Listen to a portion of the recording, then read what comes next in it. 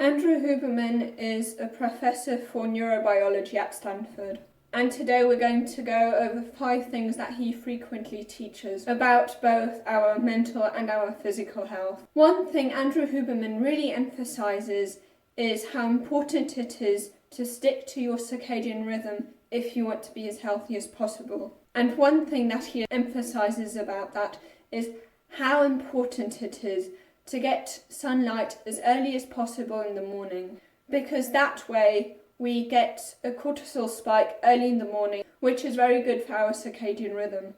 Now, you might have probably heard that cortisol is bad because it's a stress hormone. And yes, of course, too much cortisol, of course, is a problem. But like with many other hormones, they're not necessarily good or bad. It just depends on at what time of the day they're released. So, for example, melatonin is great for falling asleep. You really want to make sure that you have high melatonin levels in the evening to sleep better. But you definitely don't want to have a lot of melatonin in your body early in the day. And the same also goes for adenosine. Your adenosine levels increase more and more the longer you stay awake, and the more adenosine you have, the more tired you feel. And this is great in the evening, but you definitely want to make sure that your adenosine levels are very low in the morning. And the same goes for cortisol. You definitely don't want to have cortisol at night or right before you go to bed, because this really messes with your circadian rhythm, because it's a stress hormone and you want to make sure that you relax before you go to bed.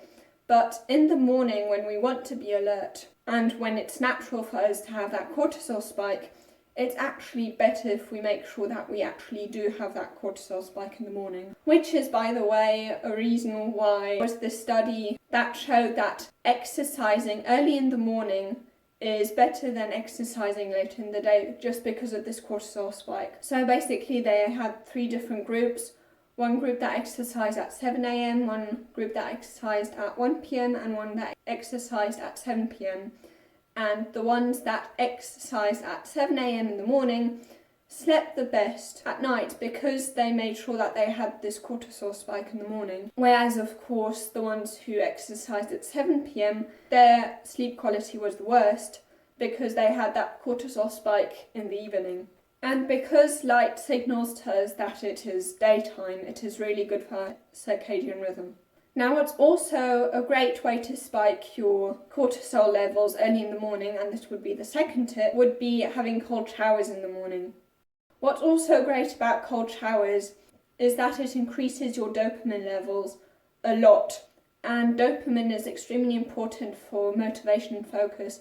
And it's extremely important to do that earlier in the day, because naturally our dopamine levels should be the highest in the first 8 hours of the day. This is also good because we want our body temperature to be higher in the day. It's very natural for us to have our body temperature very, very cold when we're sleeping, especially 2 hours before we naturally wake up.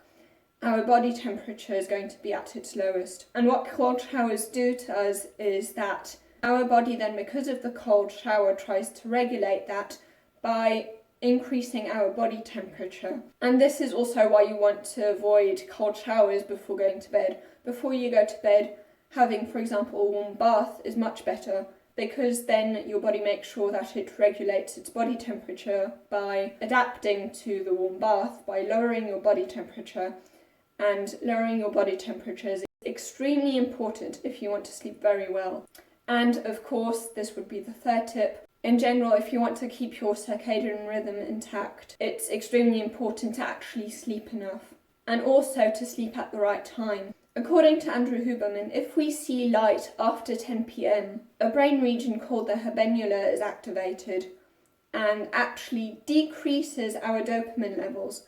And this is why this brain circuit is also called the disappointment circuit. So basically, going to bed extremely late makes you depressed.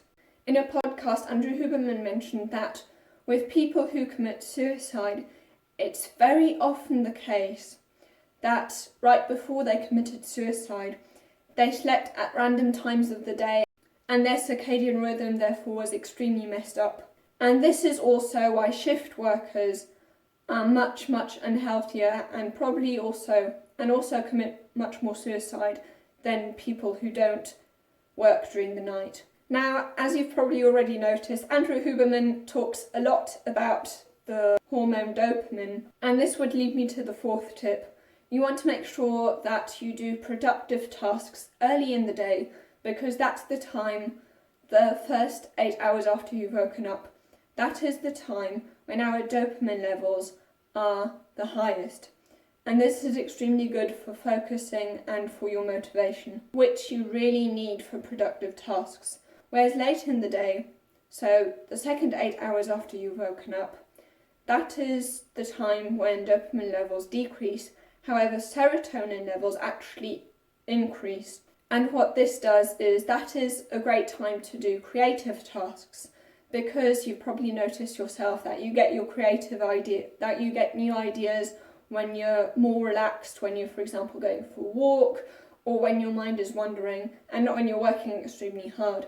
And I think a reason why this also makes us more creative is that dopamine and serotonin are both feel-good chemicals. However, they're kind of opposites in that dopamine makes us feel good in a way that motivates us, that makes us want to pursue rewards, whereas serotonin makes us feel satisfied with what we already have. Pursuing things is very exciting, it feels extremely good, but it's not necessarily very relaxing, whereas being satisfied with what you've already got is very relaxing.